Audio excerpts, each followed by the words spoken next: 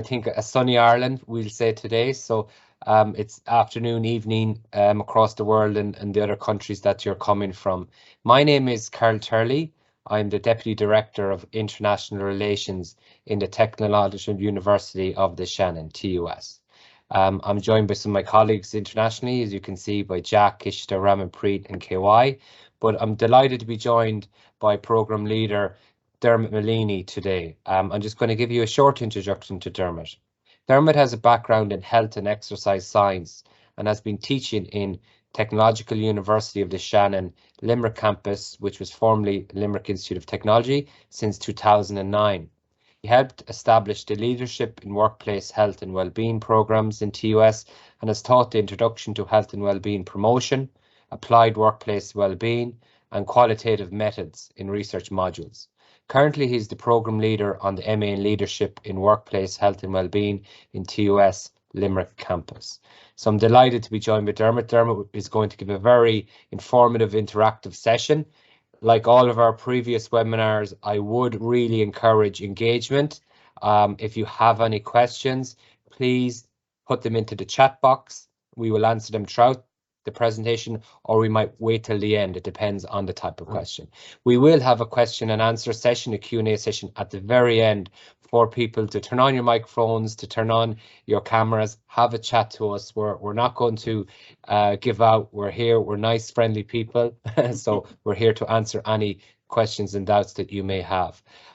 Just to let you know, we will be recording the session. It has been recorded from the beginning, and this is for you and for your use. So if you have to leave for any reason and you miss part of the presentation, you can watch it afterwards. We will share this with all of our participants and all of the people who have registered to attend this webinar. So just to inform you. Also, if you can mute your microphone throughout the presentation, if there's any background noise, just please do so. But we do want you to ask questions in the chat box, the Q&A at the end as well. So thank you very much.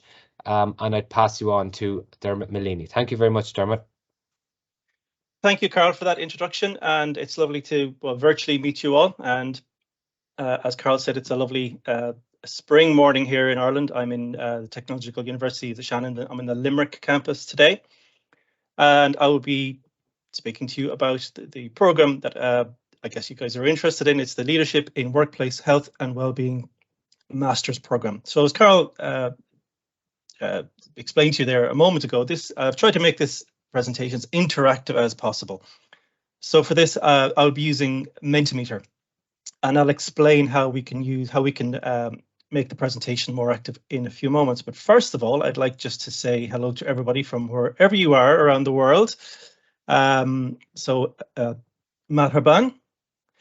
ni hao, bonjour, hello, namaste, ciao, konnichiwa, kamusta, annyeong aseo, kia ora, cześć, hola, hola, habari, privyet, or indeed, if you're joining us from Ireland, dziękuję. It's lovely to be able to speak to you today about this program, and thank you for taking the time to join me on this webinar. So let's begin. So as I said there a moment ago, I'm using Mentimeter. I don't know if you're familiar with this, but if you're not, this program allows us to interact throughout the presentation. You don't have to. You're welcome just to sit and listen to the presentation, the webinar as you would do with any other. But if you wish to interact, you will need just a second device, or you can open a second tab on your tablet or on your phone or whatever you're using to watch this webinar. If you do, just open up your browser and type in menti.com. So it's www.menti.com, MENTI. So I'll give you a moment to do that. And when you do, you should see a screen that asks you, I'm doing the same here on my own device just to remind you. Yeah, so it's the Mentimeter home tab, and it asks you to enter a code. And the code you need for this presentation is 87219163. So that's 87219163. 9163. Or indeed, you can just use the QR scanner on your phone and scan the code that you see on the screen. So say you're welcome to interact using that tool, or just sit back and listen to the presentation. So I'm going to give you just a few seconds to jump on, and then we'll move on with the webinar presentation.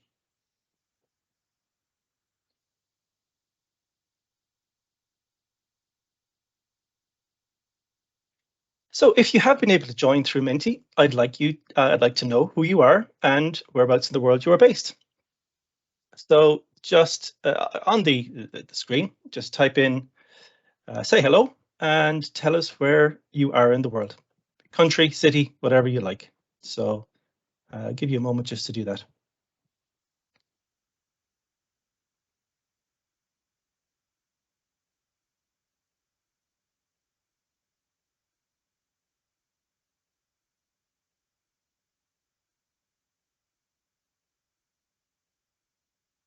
Hello, Twinkle from India. It's lovely to have you on the webinar and the call today.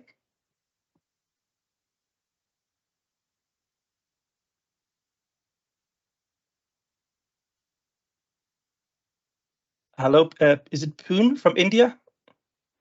Sumya from India. We have a lot of people joining us from India today. That's lovely. Yeah, it's Pune, Dermot. Pune. Oh, I beg your pardon. Pune. Lovely to meet you. So we have 3 people from India. Anybody else?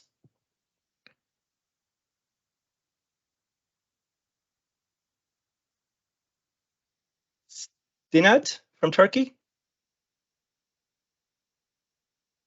Again, apologies if I've got that name wrong. It's very like an Irish name called Sinead, very similar. Mandeep Kaur from India. Oh, we have somebody from Limerick. Very exciting. Maybe I know you. Arushi from India also. We have a lot of people from India today, which is lovely.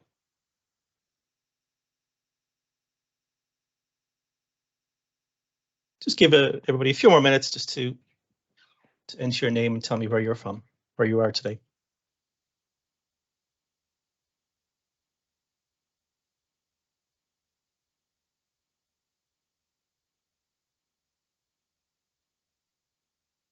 Okay, that seems to be it. So what I'll do is I'll move on then with the presentation. And again, there'll be 1 or 2 more opportunities during the presentation where I'll ask you to input some information or to give your opinion.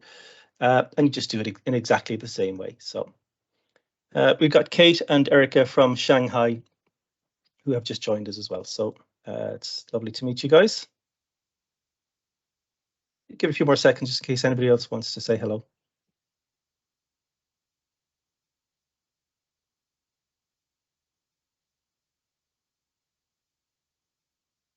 And the TUS International Office in Athlone. Carl, I'm assuming that's you saying hi. Okay, so let's move on then with the presentation. Thanks, Carl. So for those of you who are joining from India or from Shanghai and may not know very much about us, I'm assuming Carl and the people in Limerick and Athlone know this already. I should hope you do anyway. I want to spend the next few minutes just telling you a little bit about us as a country, Ireland. So you can just see where we are. We're kind of pretty much central on this map here. I've put a large green arrow pointing towards us. So you can see that we're situated just off the west coast of the United Kingdom. I guess we're pretty much out in the mid-Atlantic Ocean, pretty much. Next up, the other direction is Canada or the United States. So we're a small little country located off the coast of Europe, essentially. So if you are joining us, that's where you'll be flying into.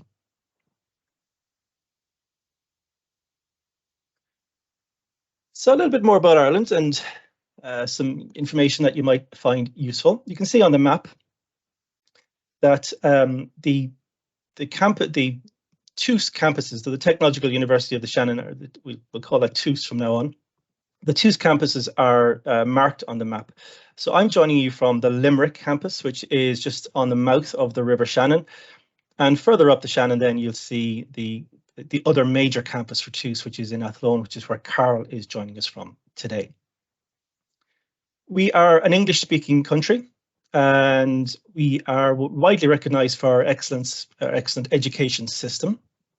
We joined the European Union, excuse me, back in 1973, and we haven't left. We're still here, and because of, well, for many reasons, but including that membership of the EU, we are now home to many of the top employers and top companies in the world.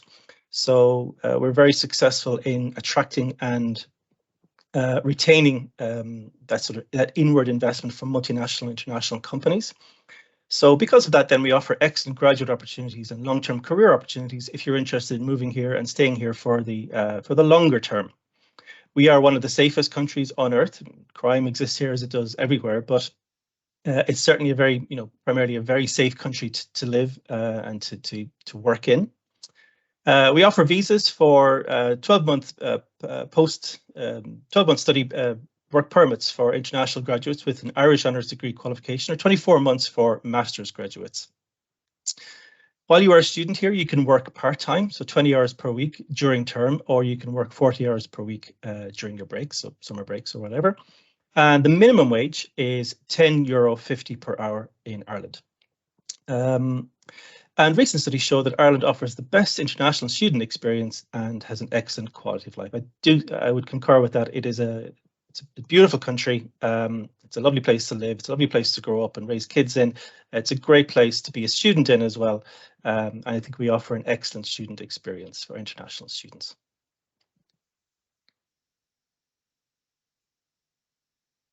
So I'm very curious, particularly for our international guests joining us today, what you know about Ireland.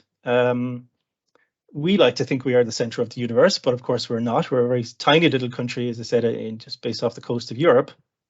So if you're joining us from India, or from Shanghai, or from wherever you are, maybe tell us what you know about Ireland, and we'll find out what how you perceive us from where you are in your part of the world. So again, I'll just give you a few seconds just to fill in the Mentimeter there. Just type in a word. It can be anything. Just when you think of Ireland, what's the first thing that comes to mind? And I think you have 5 options. So you can type in 5 different words if you can think of 5 things about us. It's just a little fun exercise to find out what you know about us.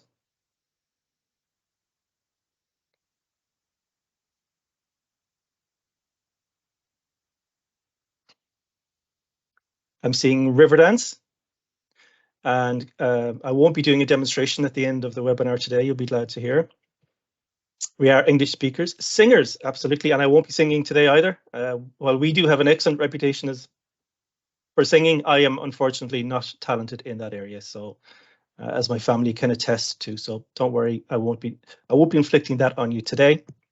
Our Irish accent, that's good to know. Conflict with the UK, yes. That is part of our history, unfortunately, but thankfully, the worst of that is, fingers crossed, behind us now. Recognised as the digital capital of Europe, absolutely. St. Patrick's Day coming up in just a couple of weeks' time. March 17th, we celebrate our patron saint, St. Patrick. We've 2 Dermot in our chat box as well. Saloni said Ireland, it's an IT hub. So the Silicon Valley of Europe, I think she's referring to. And Jessie has one here, which is very good and unusual. Halloween. Yeah.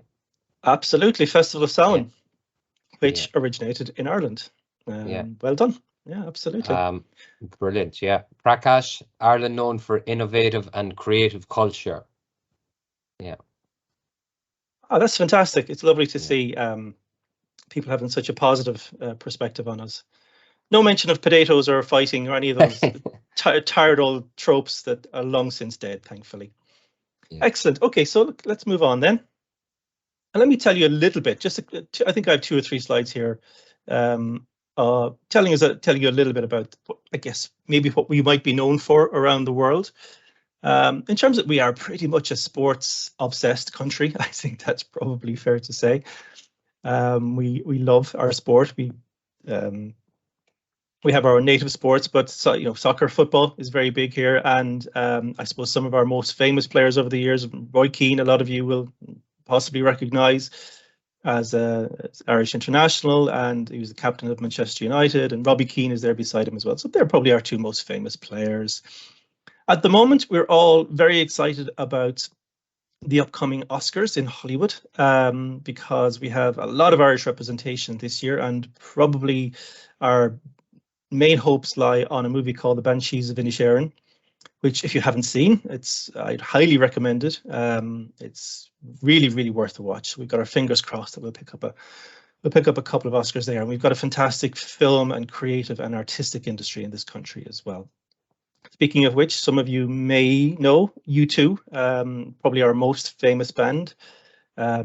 Have been now since, I guess, the late 70s. I think they formed, and have gone for a very, very long time. But we have also a lot of young and vibrant musicians, including Denise Chaila, you see on the bottom right-hand screen, who is from Limerick City, and Limerick is rightly proud of her as an up-and-coming star in the music industry as well. Other than that, we are famous, I guess, for our scenery and our castles, and there are plenty of those around the place. Top left, you see Bunratty Castle, which is only 10 minutes outside of Limerick City, a very short little journey.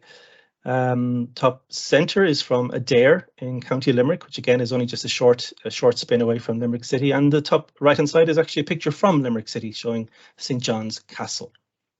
Bottom left, a picture of some cows. Why am I showing you that? Well, it's a comment made by one of my American students last year when I asked her the same question. What was your first impression of Ireland? And she said, very quickly, when you got out of Dublin Airport and into the countryside, there's a lot of cattle. There's a lot of countryside. So there's a nice mix of urban and rural. We've got the Cliffs of Moher, so some beautiful scenery. And on the bottom right, I'm afraid, it's a rainbow. Well, it's quite beautiful. We do get quite a lot of rain in this country, particularly during the winter. So if you're coming here for our sunshine, you're going to be sadly disappointed, I am afraid. Of course, I guess I couldn't pass this part of the presentation without mentioning Guinness. A lot of people come here to sample the black stuff. And it is widely available. Somebody already mentioned Riverdance. St. Patrick's Festival, bottom left-hand corner, already mentioned as well. As I said, coming up on March the 17th, we'll all dress up in our green, and we'll celebrate being Irish, I guess. And there is a lovely social aspect to Ireland as well. It's one of the benefits of, I suppose, having a winter where it gets kind of dark and wet, is that we were kind of forced indoors. So we developed quite a network of an infrastructure of pubs, and I guess that's another thing we are well known for. But it's a fantastic social outlet, particularly for international students to experience, and particularly our Irish traditional music. And somebody mentioned singing there a few minutes ago. If you are involved in one of these sessions, you'll probably be asked to sing at some stage. So maybe if you are coming to Ireland, have a think about what you might sing in such a situation. A little bit about Limerick then. So the city where this program is based in, it's run out of. So we are on the banks of the River Shannon, which is the longest river in Ireland, longest river in Britain and Ireland, actually. We sit on the edge of the Wild Atlantic Way, which is a kind of a tourist route that many people come, and Ireland is very popular with tourists. So a lot of people come and travel along the Wild Atlantic Way. So it's something you can check out when you're here. We are the third largest city in Ireland, and by default, then we are the third largest English-speaking city. We're the third largest English-speaking city in the European Union, because since Britain left, we are the only native English-speaking country in Europe at this stage. Limerick is a very historic and medieval past.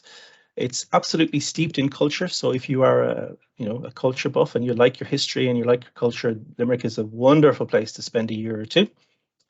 We are very close to the closest international airport is called Shannon International Airport. Now, because Ireland is so small, you can fly into Dublin or you can fly into one of the other airports, and it's quite easy to get to Limerick. But the closest one is just 15 minutes away from us, and it's Shannon International Airport. And Limerick is within Europe's top 10 cities in attracting investment, growth, and opportunity. And I'll speak more about that just in a few moments. So here's a short little video to give you an idea of what Limerick actually looks like, and it also gives you a break from my voice for a few minutes. So let me just play this. I think it's 2 or 3 minutes long, and it gives you a nice perspective on Limerick as a city. It's quite small. It has less than 100,000 people. So let's play the video.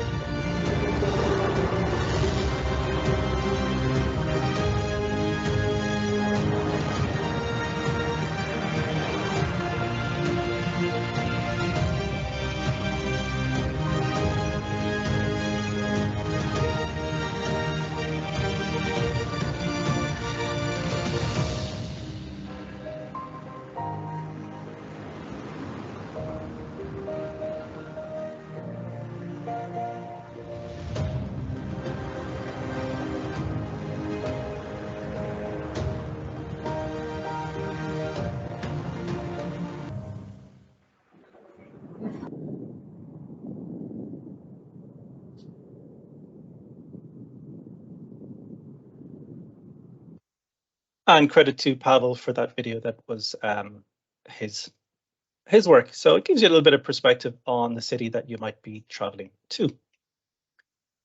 So I mentioned there a moment ago that it's quite a vibrant industry in Ireland, and including in Limerick. And here are some of the major employers in the Midwest and Limerick area.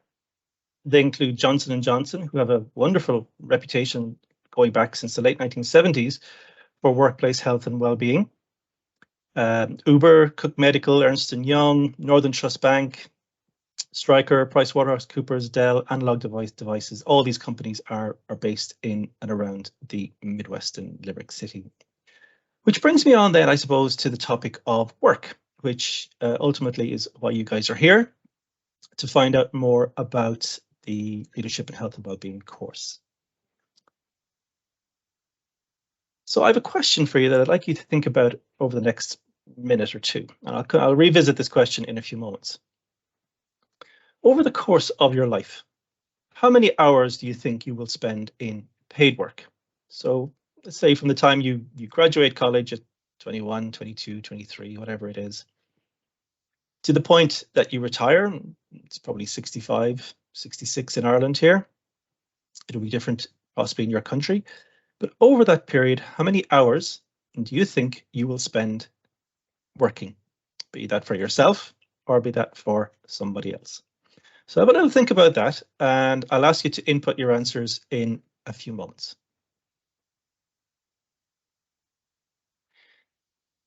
So the university that I work for is the Technological University of the Shannon.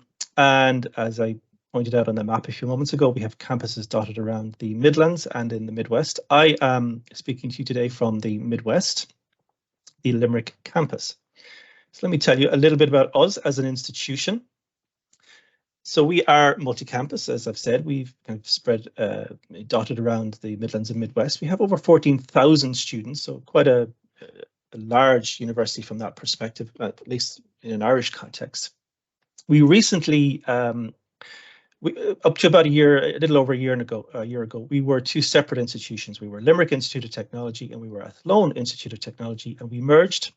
I think it was October of 2021, if I'm correct, and we became the Technological University of the Shannon. So we are quite new in that regard. We're a little over 1 year old as an institution. We offer programs ranging from level 6 right through to level 10 on the framework of qualifications. So essentially certificates right through to PhDs. Our philosophy is very much based around active learning. So, working with students as partners, co-creating, collaborating in your learning journey. And that's something that I think our students appreciate quite a lot. We have strong industry connections, particularly with the companies that I've just mentioned on the previous slide. A lot of our graduates go on to get employment. 91% of graduates in employment or further study within 9 months of graduating from TUS. So we're very proud of that record. I think one of the things that differentiates universities like ourselves from the older, more traditional universities, perhaps, is the personal touch. I could probably tell you the name of every single student that I teach. In fact, I know I can. And they know me and I know them. And that's quite standard. That's quite common. So there is a human element to it. We get to know you, you get to know us. And there's a close relationship while you are working with us. And I think, again, that is something that our students appreciate, and particularly our international students, as you're coming to terms with moving to a new country and acclimatizing and getting used to our culture and our ways and so on. We offer free academic supports, including academic writing and English languages on campus. In terms of living costs, the average living cost in Limerick and including in Athlone as well is about €10,000 per year. A lot more affordable than our capital city, Dublin. So that's one of the things that appeals about living and working and studying in Limerick City. If you'd like more information, you can just take a look at the TUS website as well.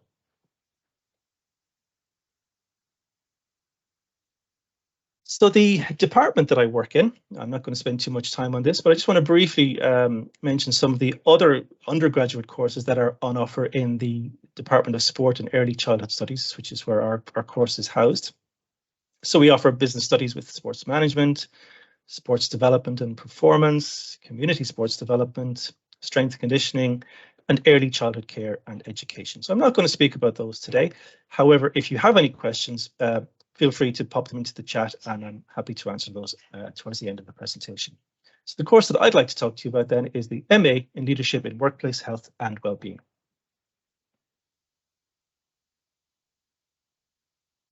So I asked you just a few moments ago, how many hours do you think you would work over the course of your lifetime? So I think there should be an option now if you're on Mentimeter to enter your name. Now you can enter your real name or you can enter a nickname or a fun name if you wish.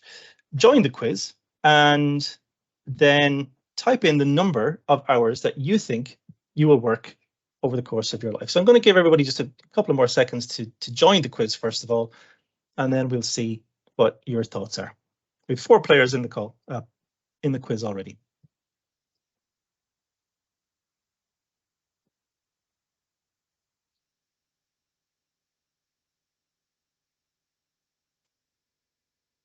Just a few more seconds. Just enter your name or enter your nickname.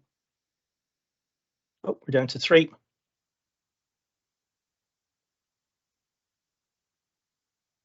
Ten seconds.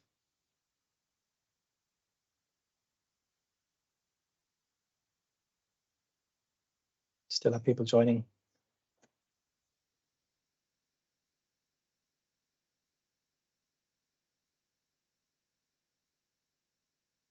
Okay, so I'm going to start the quiz.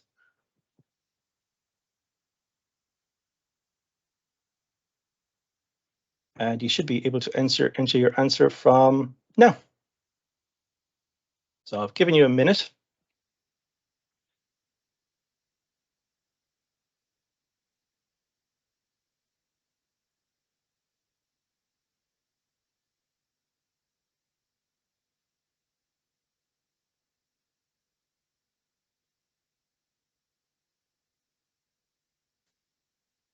We have 4 answers in. So the thing about this question is it's not a precise question and answer. It will depend on how many years you work. It will depend on whether you're working full-time or part-time. It might depend if you're male or female, if you take maternity leave over the course of your life. It will depend on your retirement age. So it depends on a lot of different factors. So the answer that I'm going to put up on screen in a moment is pretty much an average. So last 3 seconds.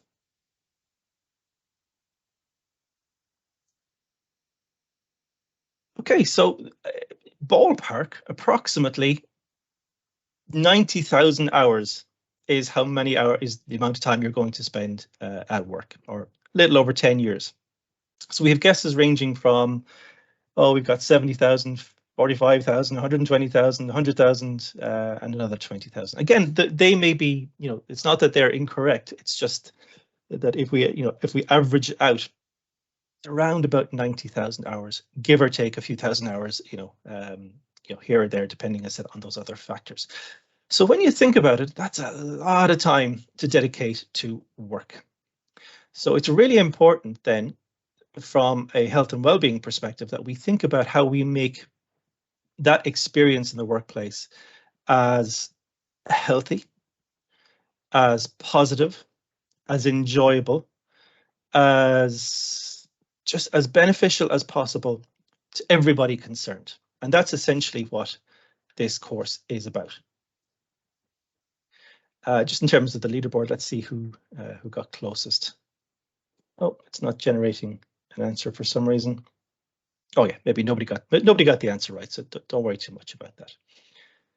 So if we get work wrong, right? If we're spending 10 years, a bit more, a bit less, but if we're spending 10 years of our life just working, if the quality of that work is poor, it leads to a whole host of problems and health issues, such as stress, workplace-related stress, which can then lead on to burnout. And they're not exactly the same thing, but obviously they're related.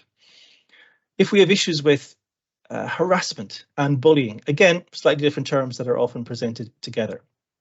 If we end up with workplaces that are toxic and not pleasant places to be in, not nice places to work. If the quality of work is poor, we feel disconnected from our colleagues and from the people that we work with and from our friends. We don't develop strong relationships with people that we work with. If we have poor quality work, we end up with very long commute times. So we're spending a lot of time sitting in a car, sitting on a train, or sitting on a bus, traveling to and from work, which is essentially, dead time or wasted time. If we have poor quality work, we're often working in low wage conditions or receiving low pay. If it's a very sedentary workplace, we're sitting down, as I'm doing at the moment, sitting down for long periods of time, which is obviously not something that we should be doing. As human beings, we are essentially built to move, and we should be moving frequently. We end up with work-life imbalance, so too much focus on work and not enough focus on sometimes the other aspects of life, the fun and enjoyable parts of it. If work is poor quality, we end up with financial stress because it is expensive to live at the moment. Cost of living has been increasing. Inflation has been a problem in Ireland for the last little while. We have to deal with problems of inequality, inequity, and exclusion. If work is of poor quality, we have to deal with an always-on culture.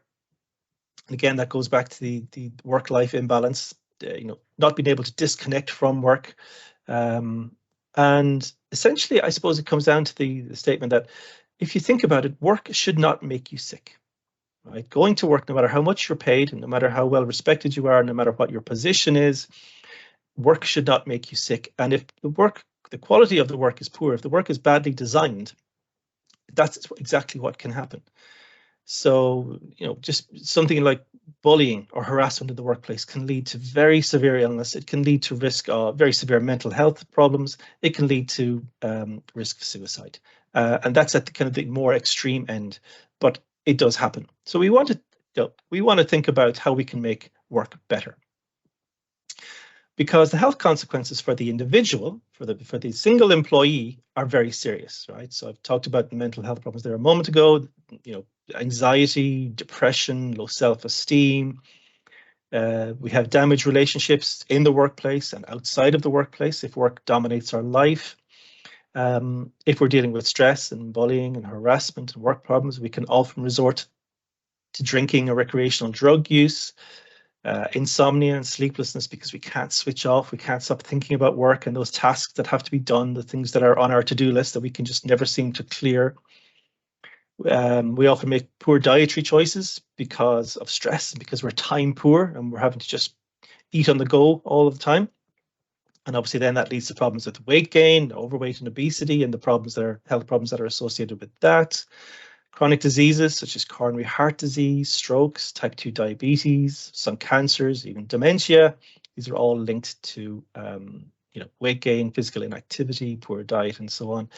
And one of the most common ones is musculoskeletal pain and musculoskeletal problems and back pain, because we're sitting, in our chairs for such long periods of the time. Of course, there are consequences for the organization as well. Right? It's not just for the individual. If we have staff that are not engaged, not committed to the company, they're not happy in their work, that leads to low levels of engagement. And then you've got high turnover rates for the company. They're constantly having to recruit and train and onboard new staff. There are costs then associated with that. If staff are, if they're staying, but they're not fully engaged and not very happy, they're not going to be productive staff. Of course they're not. And that's going to lead to low morale, and that's going to drip feed into the company, into the organization.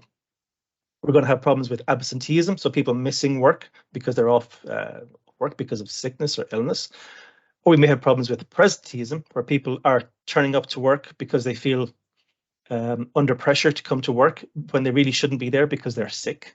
Okay, and it can also lead to a poor public image for the company. That's really important when you're trying to attract and retain top talent.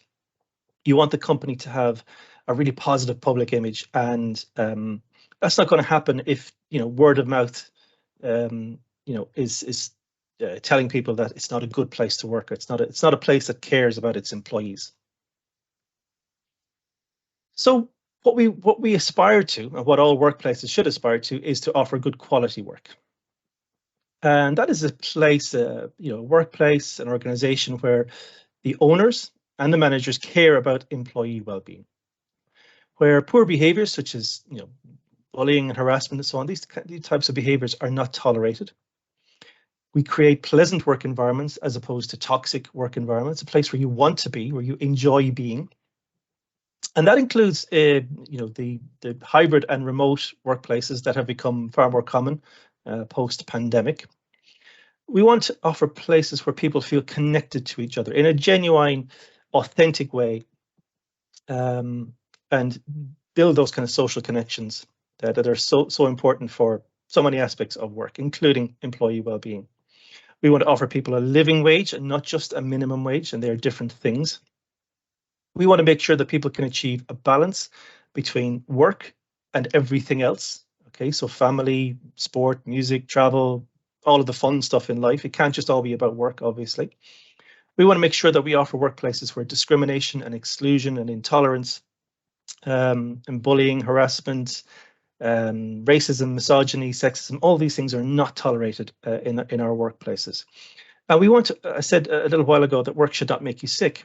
Ideally, work should actually contribute to your well-being. You should be a happier, more rounded, more productive, more engaged, more complete person because of your work. So that's what we aspire to.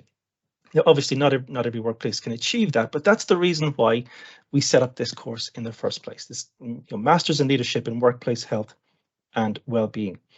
And the term leadership is in there because it is about kind of leading that change, about our students going back out into the workplace and driving this health and well-being agenda and being the agents of change that bring about more pleasant and happier and nicer places for our people to work. So we developed this program in 2021 because we saw the need for this, right?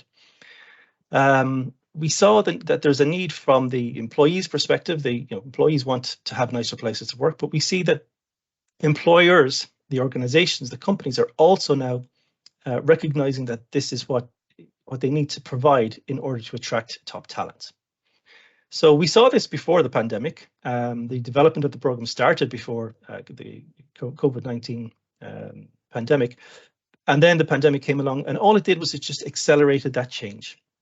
It amplified the need for health and well-being to be embedded in all of the functions in companies and organizations, so that this becomes something that is just widely offered in the workplace.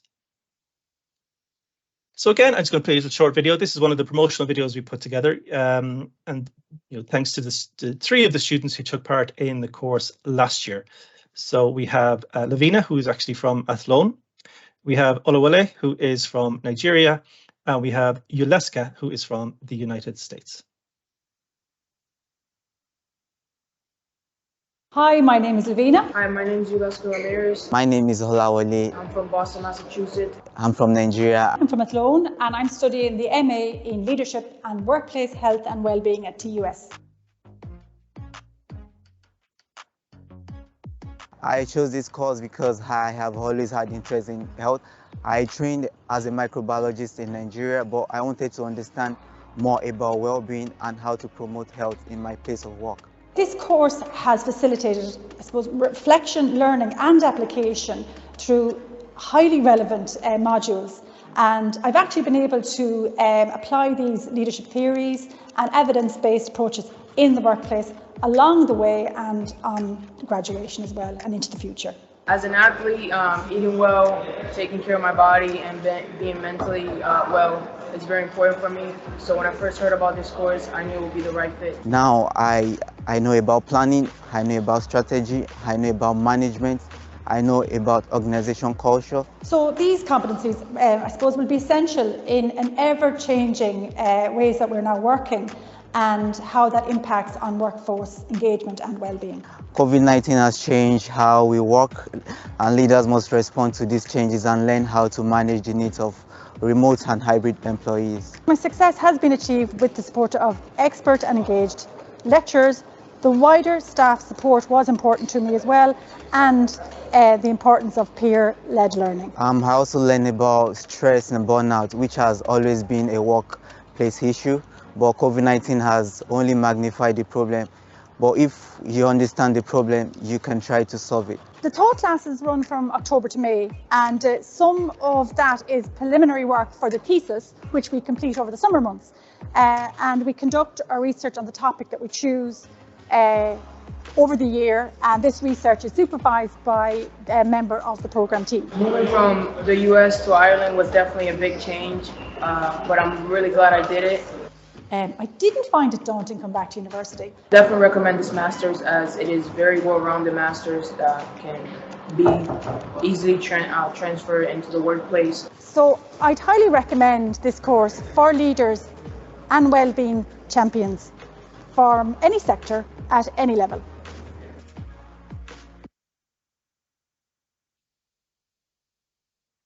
So these are the modules that you are the subjects, if you prefer, that you would study on the program. So we look at the foundations in workplace well-being, and then the follow-on module from that is applied workplace well-being. So essentially well-being in the workplace. What are the kind of issues there, and how do we apply some of these ideas and programs that we speak about? We have an introduction to health and well-being promotion. So looking at some of the kind of the key theories and principles and ideas and frameworks and so on within the profession of health promotion and how they can be applied to a workplace setting. We have a module on leading change in the workplace. There's a project management module called Managing Health and Wellbeing Projects. Strategic planning for health and wellbeing. We have 2 research modules, one on qualitative research methods and one on quantitative research methods. So if your preference is for text and interviewing people, for example, then you'll be more drawn towards qualitative. If you prefer numbers, you'll be more of a quantitative person. And all that then is with the aim, as Lavina said in the video you just watched there. Our classes they'll run from October 2023 or possibly late September, depends on the start date, we'll say October 23 through to May 2024. And in that time, then you will attend class probably 2 days per week, so maybe 2 to 3 full days in Limerick, Moylish in Limerick. Classes as normal, but at the same time also developing your own research thesis. So you'll be allocated a research supervisor. There will be a 1-hour research support class each week, and we will teach you and we'll take you through step by step how to do a piece of research. And the topic of that research is entirely of your own choice. So everybody picks something that they are particularly interested in. So for some, it will be, it could be something like one I supervised last year was about women going through menopausal transition and how they experience the workplace. For somebody else, it might be about maybe acclimatizing, moving from overseas and coming to Ireland and acclimatizing to our culture and our workplace and our practices and so on. For somebody else, it might be about dealing with stress. Burnout is a very prevalent, a very common topic with our students, but it's entirely of your own choice. You get to pick essentially what it is that you want to research and how you want to do the research. We help you with that, and that submission then comes in probably around August of next year. So you've got, I guess, whatever that is, 9 or 10 months to plan, design, conduct and complete that research. So the modules that you will study over the course of the program. You'll be delighted to hear that we don't have any final exams. There are no end of semester, there are no end of year exams in any of our modules, and that's by on purpose, by design. What it means then is that you will be, we instead of back-ending all the stress towards the end of the year or the end of the semester, we spread the stress out a little bit over the course of the year. So you'll be doing presentations, you'll be doing, research essays, literature reviews, strategic plans. Those are the type of assignments that you'll be doing. So, for example, my applied workplace wellbeing students will be doing TED Talks for me. We're going to call them TUS Talks, but essentially they're like TED Talks. And each student has a different topic. Those will be recorded and those will be shared online after Christmas, not after Christmas, after Easter, which is in April this year. So we try to be innovative and we try to be creative in our assignments, and we try to make them as real world and as applied and as practicable as possible. So no final exams, which is, I'm sure, good news for you. So these are just a couple of images of our current class. In actual fact, this was the first day of their attendance this year. So we have about, I think we started with 18 students back in October. A couple have had to drop out for personal and family and health reasons, but we have 16 students on the course in Limerick. And this is just an example of the type of activities that you'll be doing in the classroom. So this is one of my classes, for example. So rather than PowerPoint, overloading you with information, we like to teach by discussion, sharing of information. It's the active learning approach that I spoke about a little bit earlier on in the webinar here. This again, final video of the webinar is a short. Again, it's a little short video of an icebreaker activity that we did with the class at the start of the year to help people get a little bit more comfortable and familiar with each other.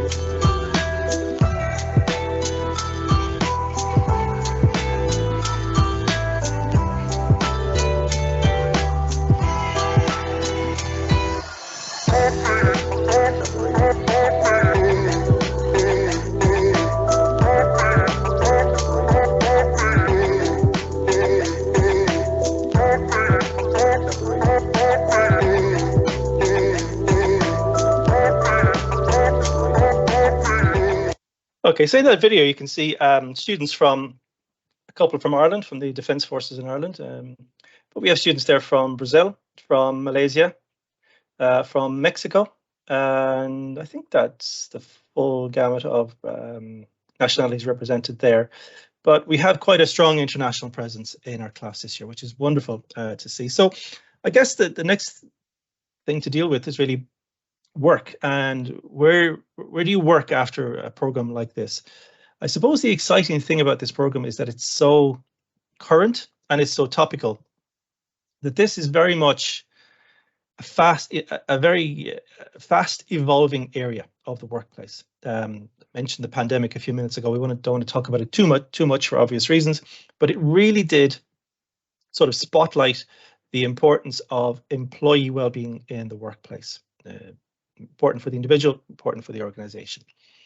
But what that means is that we're sort of, not that we're making it up as we go along, because we're not, but we are creating it as we go along. So a lot of companies are just coming to the realization now that this is something that they need to focus on. And they're figuring out how they embed this into their organization. So is it a standalone function, for example? Does it exist within the Human Resources Office? Does it exist within Occupational Safety and Health? Or is it something that is embedded across all functions within the organization? So that's the kind of process that is ongoing in a lot of companies, small, medium enterprises at the moment. But if I take a look through our LinkedIn group, our current and former students, and I give an example of where they are working, we see we've quite a few people who are working in human resources, or sometimes called people management. We have a number who are working in occupational safety and health. We have quite a few who are health and well-being coordinators, health and well-being managers, health and well-being coaches, well-being professionals, essentially working in their companies. We have a number of mental health professionals, quite a few teachers and educators. Several students have gone on since to form their own private companies, so working self-employed, as consultants to industry. Quite a few people working in our HSE, which is our health service executive, so a lot of health service staff. We have people working as happiness officers, which is one of these new titles that I don't fully understand just yet, but it sounds lovely. It'd be great to describe yourself as a happiness officer. We have a number of authors and people who work on social media as kind of just influencers, essentially, people who work as financial advisors. So there's a really broad spectrum of people who come to the course because they want to create or carve out a role for themselves in the company that they are in. And there's another cohort then who want to maybe move to a different company, to move to a different role. And they're using the master's program to help them achieve that. And as I said, then a small number of people who want to work for themselves. So we have a couple of people who are doing that as well.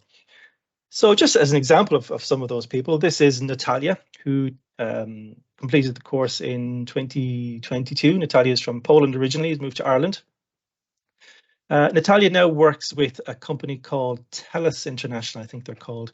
And she came in recently to do a guest lecture, guest presentation for us, and she described the role that she has. Essentially, she's overseeing the well-being of around 16,000 staff, many of whom are providing services for an international search engine. That's as much as I can say. People who are kind of on the front end of that service and who require, I suppose, health and wellbeing counselling services support as a result of the work that they are doing, kind of moderating content and so on. So Natalia is now, up to recently, overseeing the health and well-being of 16,000 people, which is a phenomenal achievement on her behalf. Lavina, who spoke in the video there a moment ago, she just announced on LinkedIn that she's starting a position with Spectrum First Limited as a specialist mentor. She's also started her own company called Leadwell Consultancy. So she has that kind of dual role at the moment. So she's doing quite well, having done the course. And this is Pauline, who also completed the course last year. And again, recently she announced on LinkedIn that she'd be starting a full-time contracted role as the Adult Support Wellbeing Coordinator with Ireland's National Autism Charity, beg your pardon. So a really well-matched role for Pauline, for her skill set and for her passion.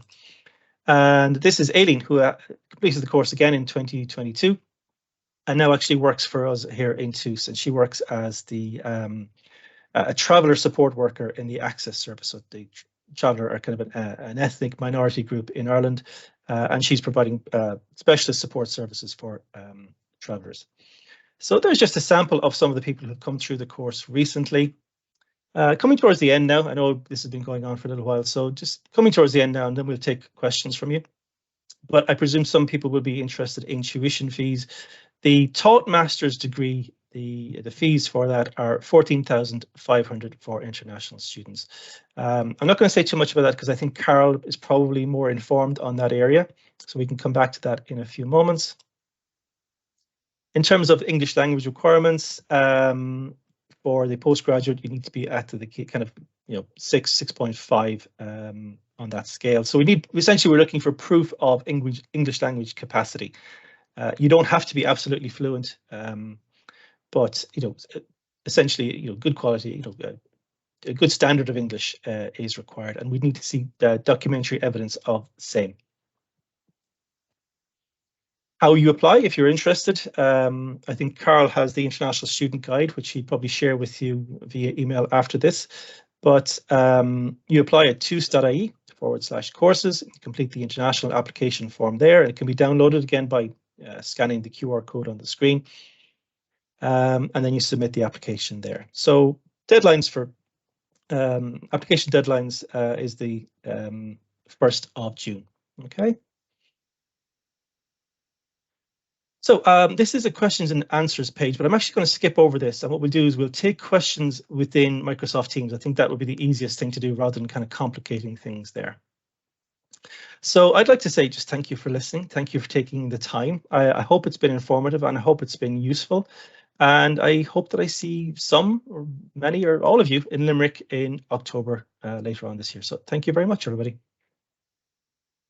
Thank you so much, Dermot. That was an excellent presentation. Where do we sign up? I'd nearly do it myself. I think it's so important, as you alluded to in your presentation, we spend so much time of our lives, 10+ years on average working, and it's important that you enjoy work and it actually, it has a positive impact on your life. So I think it's fantastic. And all managers out there in the world, if they could, I think, see your presentation and there's a number of slides there that everyone needs to be aware of. It's very important. So it was excellent. So thanks, Dermot, and it's very interactive as well, which was great. So have we any questions, guys?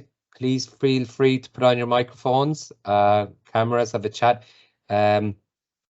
So this is a question for you, Dermot. Sumya in the chat box thanks you for the presentation. She'd like to know, how is this different from the ISO courses on environment, health and safety, which is standard practice in most organizations globally? Well, I'm not familiar with the content of the courses that you refer to there, but I suppose traditionally in organizations, the focus has every organization, every company, TOOS included, will have a health and safety function, an officer, and so on. At least in Ireland over the years, the focus has very much been on safety, all right, because that is underpinned by legislation. So, for example, we all know about having to wear personal protective equipment in the workplace, safe manual handling, dealing with chemicals, noise, all of those types of things. Those practices are well established. What we are dealing with here is the health and very much the preventative health side of health and safety. So again, I'm not going to repeat what I said during the presentation, but the types of things we talked about there in terms of stress and burnout and bullying and harassment and physical activity and healthy eating and plenty more besides, which are not dealt with typically in the occupational safety and health courses. But again, I'm not familiar with the ones you referenced, so I can't be any more specific than that, unfortunately. Would this, Dermot, be a more holistic review of it, more of the mindfulness, the mental health, rather than, the traditional environmental health and safety would be down to just, accidents and things like that? Would that be fair to say? Or yeah, pretty much. I mean, we're careful not to what we do, we do focus on, it is holistic in the sense that we focus on what the individual can do. You and I as employees within our workplace, the responsibility that we have to take care of our own health. But equally, we put the focus, as you mentioned, you referenced leaders there a few minutes ago, and the importance of leaders taking a course like this. It's also about the systems and the environment and making sure that they change as well as individuals. So there's a responsibility on both the individual and the employer as well. Fantastic. You had a number of great ambassadors in the video, and even afterwards in some of your slides, you see how they've changed their careers and what they're working at. So a lot of our students here and our agents will want to know, if a student completes this program, what are the kind of as you said in the presentation, we have a really high percentage of employment and all that on average in 2 years. But what type of jobs could they expect? Kind of sometimes they like to have a range of salary. Hi, I see Ashley turn on her camera. Would they expect after completing this type of program? Yeah, unfortunately, because the course is so new, we only had our first graduates just last November, so November of 2022. So TUS will track all graduates, and they'll track where people end up working. They'll track, as you say, salaries and so on. But because we're so new, we don't have those statistics just yet.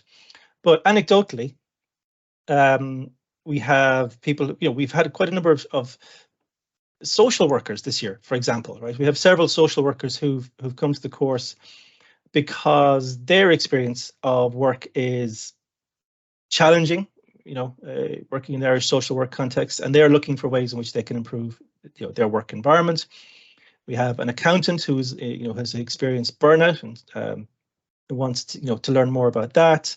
We have a couple of psychologists who've come from South America who are, looking to kind of develop their practice and focus more on the workplace. So it's kind of, again, without repeating myself too much, it's really such a novel area that there aren't established pathways. Like some people will, some companies will use the HR function, the human resources function, to kind of deliver and implement their well-being strategies. For others, it'll be occupational safety and health. For those like Natalia, the first person that I presented, who's working with TELUS, they created a brand new office, a brand new management function just for her, because they recognize the importance of this. And because it's brand new, she is essentially going in every day. There's no manual she can work from. She is creating the manual. She's creating the processes, the operating procedures in her workplace every single day. So when I say she's making it up, that sounds like she's kind of just pulling things out of thin air. She's not, but she's creating the role every day that she goes in. So that's kind of the environment. That's the stage we're at in the evolution and development of this, employee health and well-being. So that's kind of as specific I can be at the moment, unfortunately. No, fantastic, Dermot. Yeah, they're all, as you said, they're all in work. They're all different careers. There's, fantastic job opportunities there. You see Lavina, some of them are entrepreneurial and setting up their own businesses and stuff. So it is fantastic. A question Mungjing Jack has asked, it's kind of, you've nearly covered it. So he says, hi Dermot, thank you for the presentation. May I ask if this master's require any specific degree background to apply? So can students from a non-cognitive discipline apply? So what, as you said, social care workers, accountants, everything. So you might just answer that question for him again. Yeah, oh gosh, I should have actually looked at this before I joined the webinar. I think what we look for is a level 8 degree in a relevant area. So ultimately, this ends up on my desk, so I get to make that choice. And look, I suppose what I'm looking for really is a kind of a demonstrated interest in this area, or a degree in, as we say, social care. Olawale, who spoke on the video, had a background in microbiology. We have just some connection to science, to health, to well-being, occupational safety and health. Something that we can kind of say, yeah, that person has a little bit of education and background and training and has a desire to work in this area. And that's ultimately how I judge it. Yeah, it's great, Dermot. It's basically a level 8 honours degree. I presume they can use, if they have a degree that's not really related to health, could they use kind of some work experience or the roles that they're currently in, so they could use their work experience towards it? Absolutely, yeah. And look, as I say, it ends on my desk. I will be as flexible and as kind as I possibly can. If I can see that the person is working, has an interest in this area and is working towards a career in this area, and that we can provide, education pathway for that student.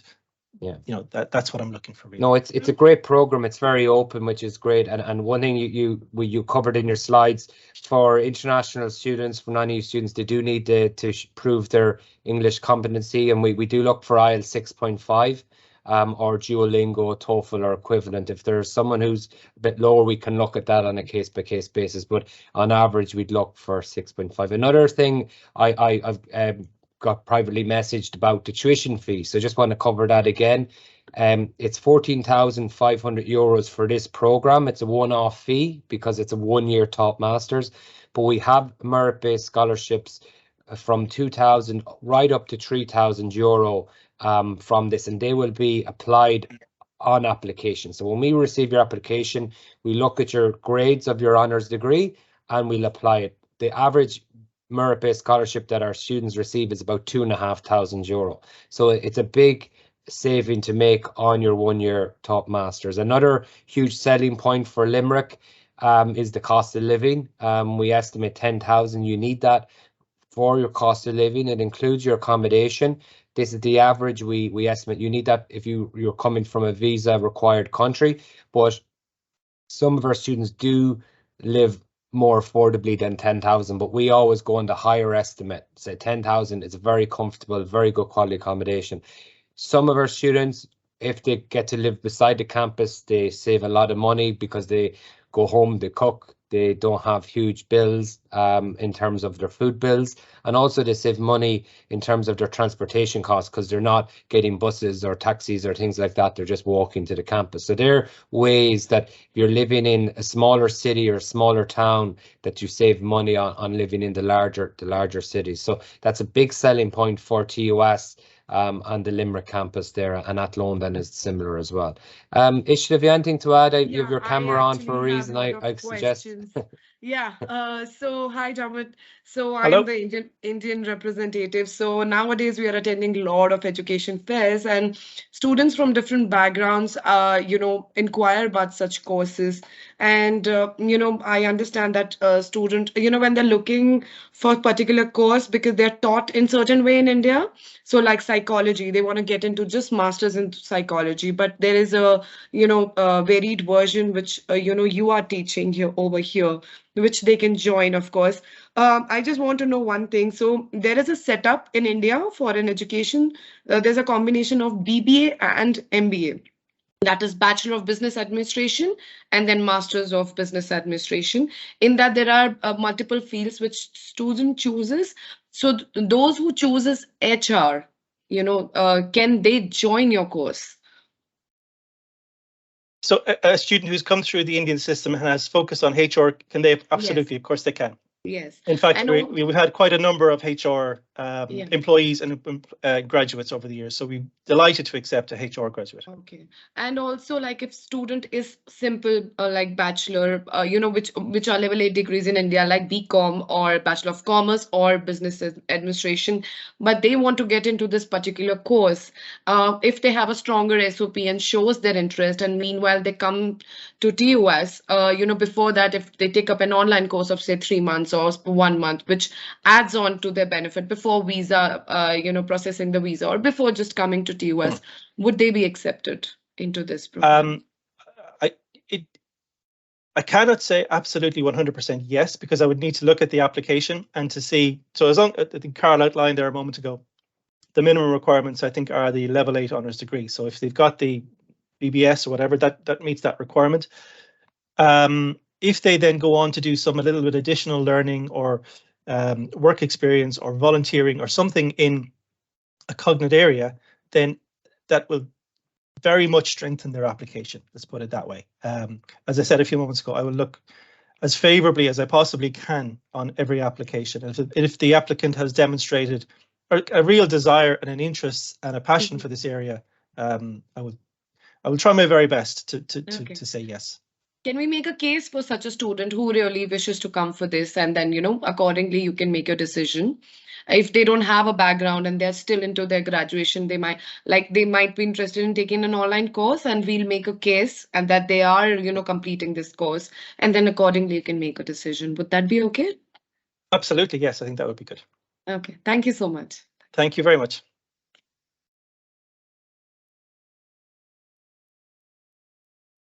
Hi, Carla. Any more questions come in? Thanks, Ishta. Great question. It's as Dermot said, it'll be a case-by-case basis, and like everything in what we do in TUS, we're very flexible. We look at the full application and things like that. So that's something.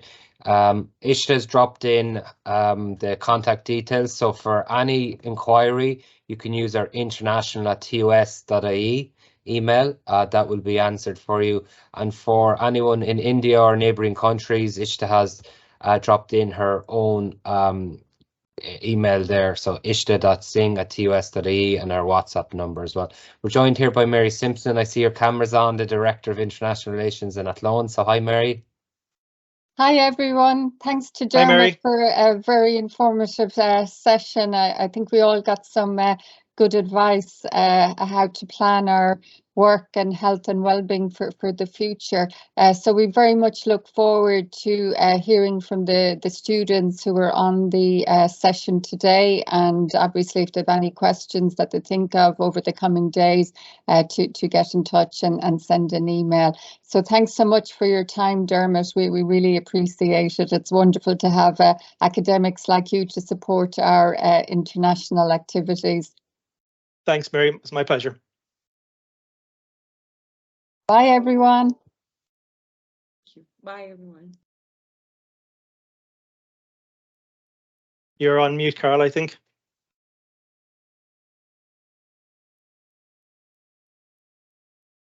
Carl, I think you're on mute, but I Yeah, think you're saying goodbye. I can see you waving. Oh, stop. Yeah. Apologies. No, After all these webinars, you should. Yeah. I'd like to just personally thank Dermot for the effort that he put in to the presentation. A lot of work went into that, and taking the time out today of his busy schedule. But a big thank you, I think, to all of the people who joined today, all of our students, our agents, our university partners, and have a lovely weekend, everyone. Thank you. Bye-bye. Thanks, everybody. Take care. Thanks, Dermot.